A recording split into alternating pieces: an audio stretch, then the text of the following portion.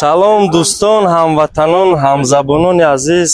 Айни ҳол мо як гурӯҳ ҳамватанон бигем аз Ирон қарор дорем дар оромгоҳи Шайхураис, сардафтари адабиёти тоҷику форс қарор дорем. Айни ҳол таассуроти дӯстону хоҳаронро мебинем. Меравем. همین شعر استاد یا بار دیگه میخوندین. هیچ شادی نیست اندر این جهان برتر از دیدار روی دوستان. خوش آمدید. روحشان شاد باشد. میرویم دوستان عزیز. اینجا نوشتجات روسی، انگلیسی. اینجا هم با زبان تاجیکی، زبان دولتی و با زبان فارسی نیاگون نوشته شده است.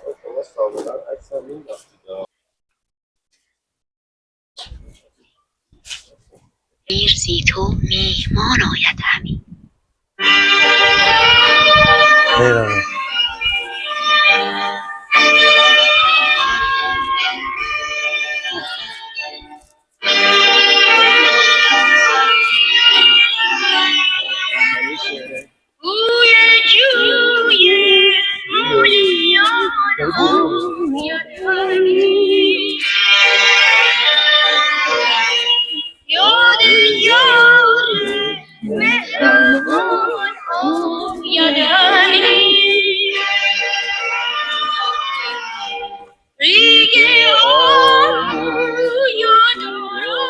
نوشتجات فارسی رو ببین. زیر پایم پریان آمد همی، به جیحون از نشاط روی دوست.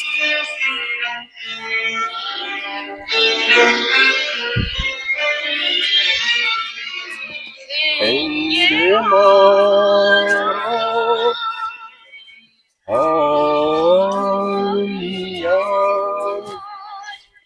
آید همی، آید همی. با داده قناعت کن و با داد بیزی، در بند تکلف مشو آزاد بیزی.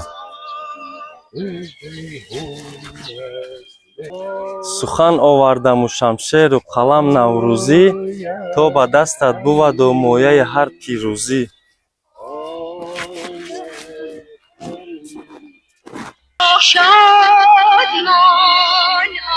طرف سرخانه استاد رودکی است. اینم پهلوی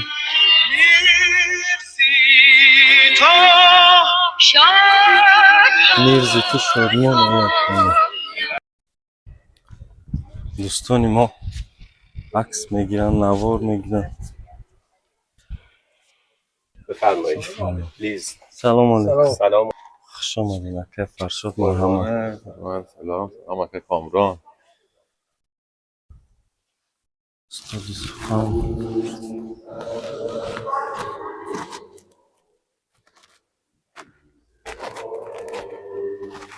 اینجا آرامگاهی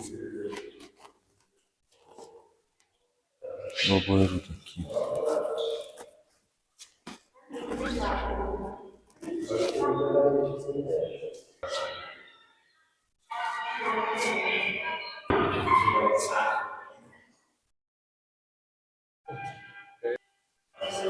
بازش کن که آره. این چند ساعتی که در این راه پرپیچ و خم بودیم و آمدیم برای دیدن ایشون. ما نیامدیم مرده ای رو ببینیم، ما مرده پرست نیستیم. ما آمدیم برای ستایش و احترام به مرد بزرگی که ادب فارسی به او خیلی مدیونه و کار بزرگ او و کار شگفت انگیز او تأثیری است که تا قرنها بعد از خودش به جای میذاره. و ما شاعران زیادی در طول تاریخ داشتیم، اما رودکی به حق یکی از مهمترین هاست، به خاطر اینکه مسیر تازه‌ای رو شاید ایجاد میکنه. ما تا پیش از ایشون هم شاعر داشتیم، شعر فارسی وجود داشت، اما تفاوت عمده در توجهی که ایشون به عروض میکنه و اتفاقاتی که در کلام به وجود میاره و مسیری باز میشه که زبان فارسی از اینجا، از این راه پرپیچ و خم تا تمام جغرافیای فرنگی ایران میره و از این جهت خیلی از اهمیت. بسیاری از مقبره های این چنینی مقابر یادبودی و مانیومنتال هستن، یعنی ما اصولا خیلی وقتا سند مشخصی از محل دفن این بزرگان نداریم. این مسئله در مورد فردوسی هم هست. در واقع هم اینجا هم مقبره فردوسی اینجور مقابر اصولا بر اساس روایاتی که هست از منطقه‌ای که زادگاه اون شخص است یا جایی که احتمالاً دفن شده باعث میشه که یک موقعیتی در تاریخ پیدا کنه. این روایت سینه به سینه میاد تا قرن اخیر که بیشتر این مقبره ها در همین قرن اخیر ساخته شدن به یادبود اون بزرگان. و حالا اینجا هم که میبینید ساختمان که خب در چند دهه اخیر ساخته شده توسط اتفاقاً ایرانی ها، تزییناتش انجام شده، هنرمندان که از ایران آمدن. در واقع یک موقعیتی است فقط برای گرامی داشته شخصیت و تفکر افرادی مثل رودکی برای ما فارسی زبانان یکی از مهمترین هاست، به خاطر اینکه ما مدیون اون هستیم، به خاطر تلاشی که برای زبان فارسی کرد. همینطور که پس از او این مسیر مثل یک دو امدادی رسید به نفر بعدی که فردوسی باشه.